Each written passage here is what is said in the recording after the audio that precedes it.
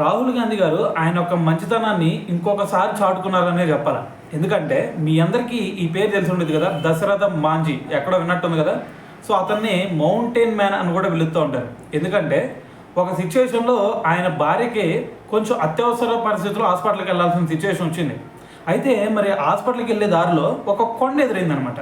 So ఆ కొండ మరి ఆ కొండ ఎక్కితే వెళ్ళలేరు కాబట్టి ఆ కొండ చుట్టూ దాటుకొని వెళ్ళాలి.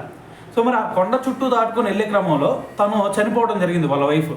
అందుకని చెప్పేసి తన వైఫ్ చనిపోవడానికి కారణం ఈ కొండే అని చెప్పేసి ఈ కొండని దాదాపు 22 సంవత్సరాల పాటు దాన్ని కొట్టి దాన్ని 2 బద్దలుగా చేసేసాడు.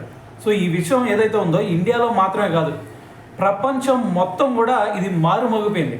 సో మరి దీని తర్వాత చూసుకుంటే తన కుమారుడు ఎవరైతే ఉంటారో సో అతని పేరు భగీరథ మాంజీ. సో అతను రీసెంట్గా బీహార్లోకి రాహుల్ గాంధీ గారు రీసెంట్గా వెళ్ళినప్పుడు పర్యటనకి, అప్పుడు అతను ఒక పూరు గుడిసెలో నివసిస్తూ ఉన్నాడు అనమాట.